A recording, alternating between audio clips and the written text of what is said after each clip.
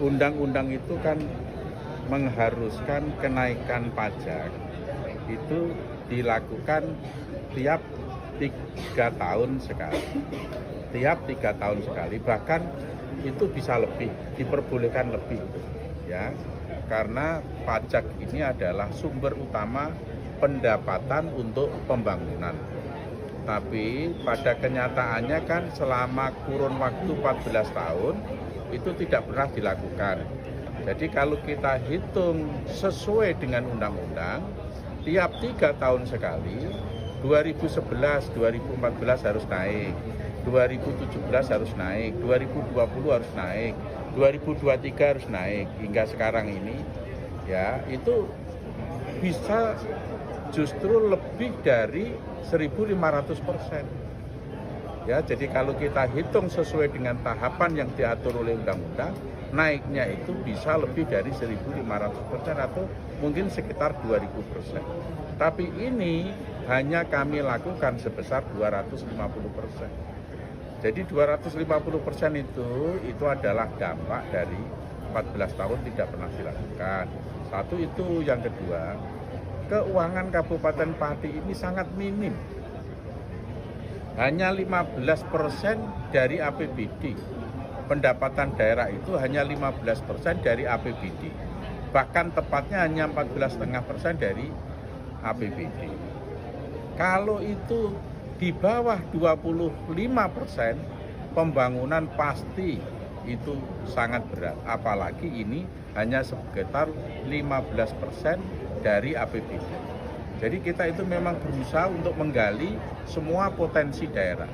DPRD pun setiap kali kami rapat paripurna itu selalu memberikan saran kepada pemerintah untuk meningkatkan pendapatan daerah. Untuk meningkatkan pendapatan daerah. Jadi begitu.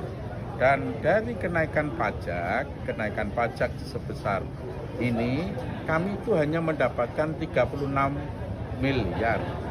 Yang itu kami gunakan untuk melanjutkan pembangunan infrastruktur. Sementara pengeluaran kami itu jauh lebih besar untuk menggaji pegawai P3K dan honorer yang kurang lebihnya sebesar 200 miliar. Dan saudara juga tahu bagaimana proses penerimaan pegawai honorer ini. Saudara tahu ini tidak menjadi rahasia lagi. Gitu loh. Jadi dan 200-an miliar yang dipakai untuk gaji P3 dan honorer itu duitnya siapa? Itu juga duit rakyat.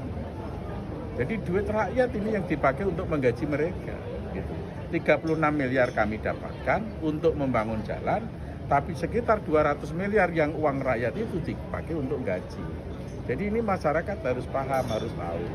Dan alhamdulillah ini saya sampaikan, pembayaran pajak ini berjalan lancar.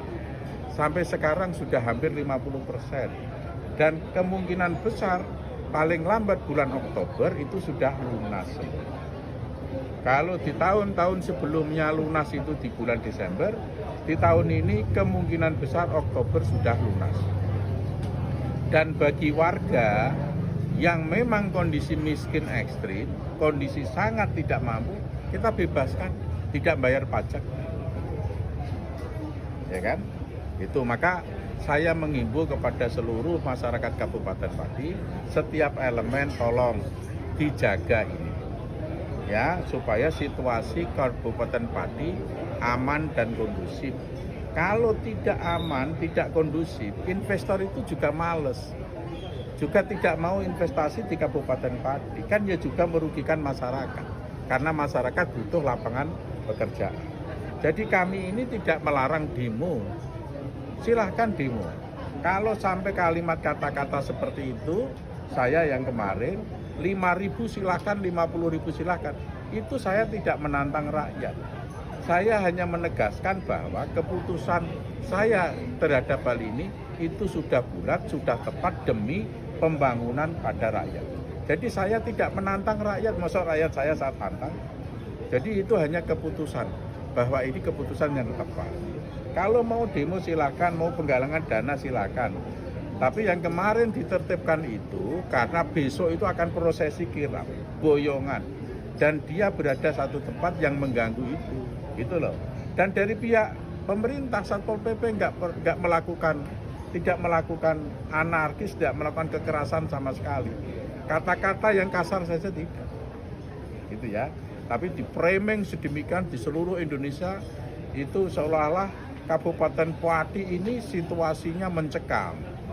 Kan sangat sayang, kasihan rakyat Kabupaten Pati.